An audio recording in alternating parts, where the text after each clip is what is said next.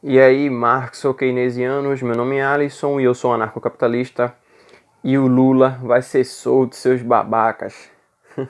Vou aproveitar esse momento de hype aí por causa do Lula para fazer algumas considerações acerca da propriedade privada e da produção de segurança em uma sociedade anarcocapitalista, tá? Muita gente questiona justamente esse aspecto do anarcocapitalismo e a produção de segurança. Como seria feita? Como seria distribuída a segurança para os indivíduos e justiça para os indivíduos de forma em que a propriedade privada fosse respeitada sem a interferência de algum tipo de Estado? Vamos começar do começo, bem do começo mesmo. Primeiramente, muitas pessoas acusam os anarcocapitalistas de serem pessoas inocentes que acreditam que o anarcocapitalismo só funcionaria se todas as pessoas fossem bondosas. Primeiramente, eu quero apontar que isso está errado. Nós anarcocapitalistas consideramos que existem pessoas boas e pessoas ruins, mas nós nos preparamos sempre para o pior. Nós criamos as nossas teorias baseadas sempre nos indivíduos sendo todos os piores possíveis, tá? Então, quando a gente utiliza essa teoria, não sobra margem para a gente parar para pensar, ah, não, vai todo mundo ser bonzinho e tudo vai ser perfeito no anarcocapitalismo. Não.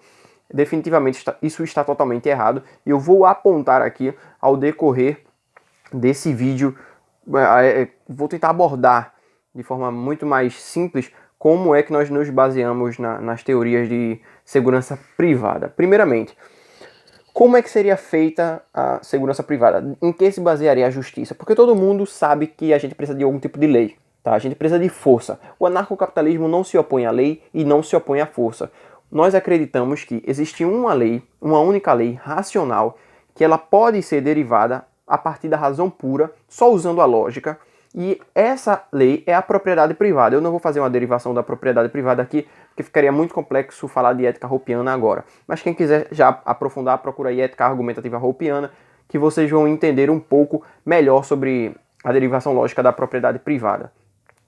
Mas então, nós acreditamos que só existe essa lei e ela é que deve ser o principal parâmetro para criar regras dentro de uma sociedade. Eu tenho minha casa e minha casa tem minhas leis. Essas leis só podem ser respaldadas pela lei de propriedade privada. Primeiro, eu tenho que seguir a lei de propriedade privada, que é respeitar o corpo e a propriedade privada dos outros indivíduos. E a partir disso eu posso fazer o que eu quiser com a minha, desde que eu não esteja infringindo o direito de propriedade das outras pessoas. Mesmo que eu inflija, e às vezes eu vou defender que as pessoas devem infringir a propriedade privada em casos absurdos, mas elas devem arcar com as consequências. Olha, eu quebrei o vidro de um carro para salvar um cachorro. Beleza, muito moral que você fez. Agora você vai lá e paga a porcaria da janela que você quebrou, tá? Mas vamos continuar. Primeiramente, a gente acha o seguinte, a gente sabe o seguinte, que pessoas ruins sempre vão surgir. E a gente não acredita que essas pessoas devam ter a possibilidade de estar no controle da vida das outras pessoas sem que exista concorrência. Mas o que é a concorrência?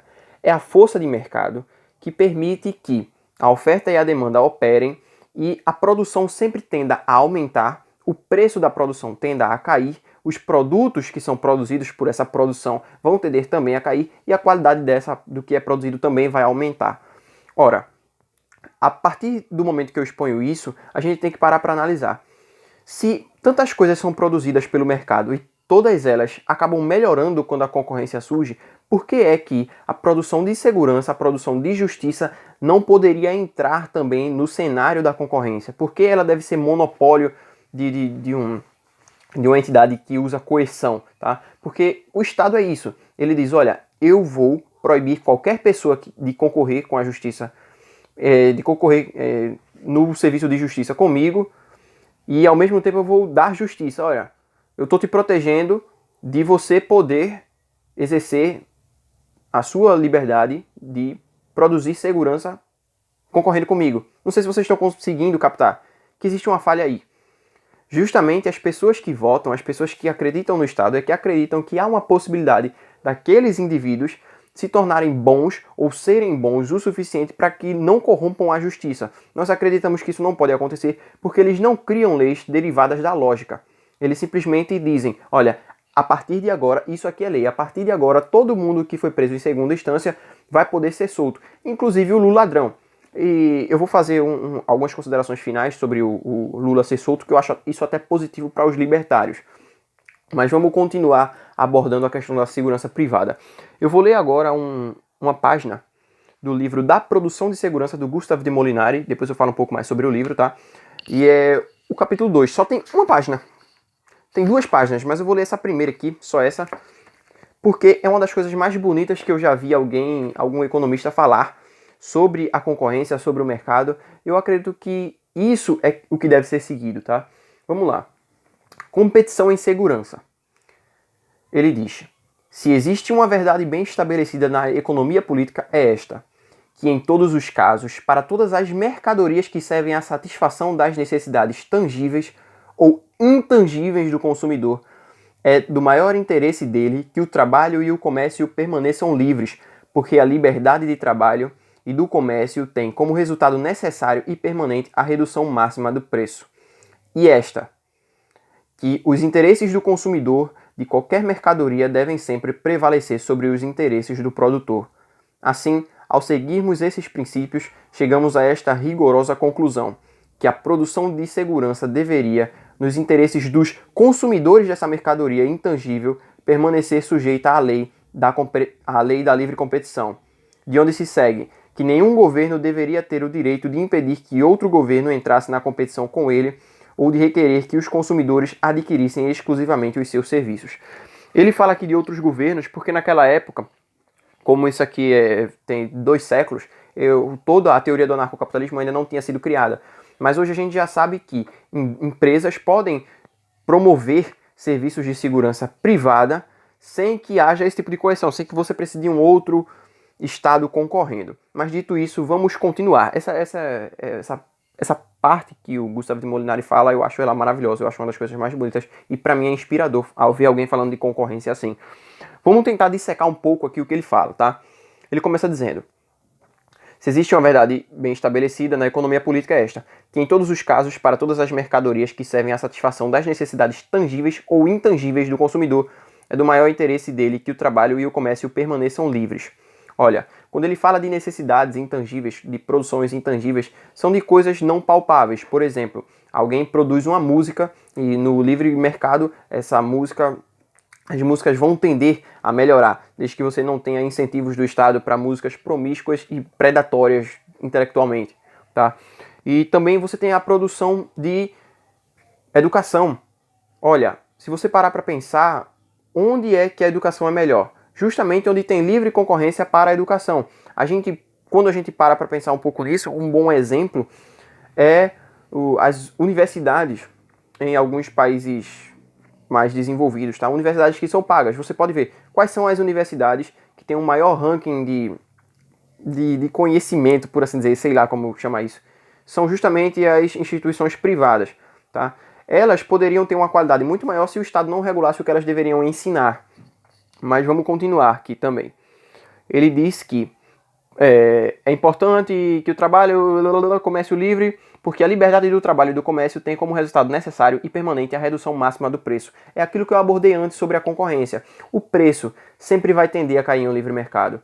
Não se enganem com pessoas que dizem: ah, não, mas a gente precisa de um monopólio da coerção. Olha, se a gente só parar para pensar um pouquinho, olha quanto a galera do STF ganha. Vocês acham que eles ganhariam isso em um livre mercado? Ou então, vocês acham que eles ganhariam isso fazendo o que eles fazem agora? Provavelmente não. Eles justamente precisam da proteção estatal para poder continuar ganhando tanto e produzindo lixo.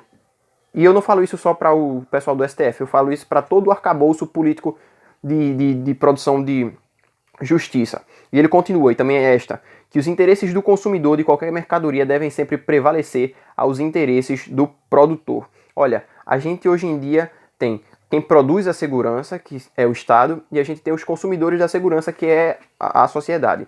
Vamos parar para analisar um pouquinho. Hoje em dia, será que a produção de segurança beneficia as pessoas que consomem ou as pessoas que estão produzindo? Vamos só parar para pensar. Olha, eu não vejo ninguém aqui dizendo que a justiça do Brasil é boa. Mas por que é que elas continuam acreditando que o Estado é necessário ou que ele deve produzir segurança? Eu acho isso meio imbecil. É só a gente olhar, pô.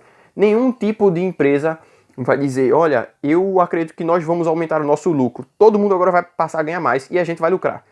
Eles não podem fazer isso se eles não oferecerem um produto muito melhor para as pessoas que estão consumindo aquele produto. Mas aí o governo pode fazer isso, o STF pode fazer isso. Ah, não, mas a gente tem poderes para equilibrar. Olha, eu nomeio quem vai me proteger ou quem vai me acusar. Então, o que é que garante que aquela pessoa não vai ser corrompida por mim ou que eu não vou ser corrompida por aquela pessoa? Sabe? É uma questão lógica, cara, simples de entender. Ele diz o seguinte, que a produção de segurança privada, a produção de segurança deveria, nos interesses dos consumidores dessa mercadoria intangível, permanecer sujeita à lei de livre competição. Se a gente aplicar a livre competição, a produção de segurança, a produção de lei, é justamente isso que vai acontecer. A mesma coisa que acontece em todos os outros aspectos onde o livre mercado, a livre iniciativa privada ocorre. E aí tem muita gente que para pensar, e se uma polícia privada passasse a brigar com outra polícia privada? Vamos imaginar um cenário onde existam 10 polícias privadas, tá bom? Vamos fazer o seguinte, vamos fazer essa conjectura. E aí tem uma polícia privada que é a número 9 e ela vai brigar com a número 3. Eu contrato a número 9, um cara que é meu inimigo, contrata a número 3 e a gente diz que essas polícias vão ter que brigar. Olha, se isso realmente acontecesse, a gente teria que conjecturar o porquê disso acontecesse, o porquê disso ter acontecido e as consequências disso, porque a gente sempre tem o costume de analisar essas questões como se a gente estivesse vivendo no Estado, mas não, quando a gente vai falar de anarcocapitalismo, a gente tem que conjecturar como as forças de mercado atuariam nesses aspectos. Mas vamos continuar. Olha, eu tenho a polícia 3 brigando com a polícia 9. Vocês realmente acreditam que uma empresa de segurança privada vai brigar com outra empresa de segurança privada, sabendo que o seu cliente está errado? Porque o que é que aconteceria? Olha, toda a sociedade compra segurança privada. Como é que ela vai conseguir mais clientes? É oferecendo um bom serviço. A partir do momento que toda a sociedade vê que um tipo de polícia privada está sendo desonesta, qual é o incentivo que ela está criando para que aquelas pessoas contratem seus próprios serviços? Porque, olha, do mesmo jeito que aquela polícia privada ali foi desonesta com aquele pessoal, significa que se eu contratar aquela polícia privada, ela pode ser desonesta comigo. É assim que ocorre no mercado. A gente vê boicotes no mercado o tempo inteiro. Se uma empresa faz merda, tem boicote. Se uma empresa faz merda, o preço das ações dela cai na bolsa de valores. Isso é comum de acontecer. Só que no Estado não. O Estado, o policial vai lá e abusa do poder, abusa da autoridade, e as pessoas simplesmente ficam caladas, porque se elas falarem alguma coisa, nada vai acontecer. Sabe? E a gente, quando volta para analisar essas questões da justiça privada, quando eu falo das polícias privadas, eu estou falando de uma forma bem genérica. É óbvio que não vai ser assim, é só para que fique mais fácil o entendimento para quem está pegando, porque é justamente assim que são feitos os questionamentos. Se uma polícia privada brigasse com outra polícia privada. Olha, se a polícia privada 9 sabe que o cliente dela está errado, eu acho que é muito mais fácil, eu acredito nisso, que é muito mais fácil ela simplesmente dizer, olha, eu não vou mais proteger você, vamos quebrar o nosso contrato, porque você está errado, você está querendo que a gente lhe proteja de algo que você fez de errado. Isso perante o mercado vai ser feio pra gente. Todas as pessoas vão dizer, olha, essa justiça privada aqui, essa empresa de justiça privada está sendo totalmente contraditória. Então as forças de mercado vão tender a eliminar aquela empresa de justiça privada caso ela realmente seja desonesta. E as pessoas vão querer se desassociar dela. Olha, você não vai mais comprar no Carrefour porque o cara foi lá e massacrou um cachorro. Agora imagine se uma polícia privada vai lá e massacra uma pessoa inocente, sabendo que existe uma concorrência gigantesca. É totalmente diferente. O aspecto é totalmente diferente. Principalmente quando outras podem surgir, sabe? Já imaginou, por exemplo, as outras 9 empresas de justiça privada apontando aquela outra como ruim? Porque hoje elas não podem fazer isso, né? Porque se uma empresa acusa a outra dessa maneira, o Estado vai lá e impede, sabe? Entra com processo, tal, é injúria, caluniação, não sei o quê, a moral da empresa, a honra da empresa e tal, blá blá blá. Mas não, imagina você chegando lá na televisão e aparecendo os 9 caras da outra empresa dizendo, olha, tá vendo essa galera aqui? A gente tá unido contra eles. Não porque eles são bonzinhos, mas só porque eles querem assumir aquele pessoal que aquela empresa cuidava. Tá ligado? Os clientes daquela empresa vão se dividir para essas outras novas empresas. E eu vou encerrar esse vídeo por aqui com algumas recomendações de leitura. O da Produção de Segurança, do Gustave de Molinari, tá? Excelente, uma excelente leitura, muito fácil, tá? Livro fininho, recomendo muito. Vou recomendar um artigo do Hans Hermann Hoppe que se chama As falácias da teoria da... Não, é as falácias da teoria dos bens públicos e da produção de segurança, Hans Hermann Hoppe, tá? Eu vou recomendar aqui que vocês também peguem o Manifesto Libertário, não precisa ler todo, tá? O livro é bem grande, mas vão na página 107 e leiam aqui um pouco onde ele fala sobre os tribunais, tá? Ele fala, são só 5 páginas, que é muito bom, e também tem o capítulo 12 do Democracia, o Deus que Falhou, para quem quiser ler, lá na página 271 quebrado. Deixa eu só confirmar aqui com vocês, para vocês na verdade. Se esse vídeo ficar cortado aí no meio é porque acabou a bateria, tá? Deixa eu ver aqui, 175. Sobre o governo e a produção privada de segurança, tá? Se vocês tiverem alguns questionamentos sobre justiça privada, deixem aqui nos comentários. Eu vou tentar responder desde que elas sejam boas. Talvez eu faça até um vídeo mais pra frente sobre isso, tá bom? Eu vou ficando por aqui. Deixem o seu like, se inscrevam no canal e até a próxima. Só pra não esquecer, vocês são uns otários.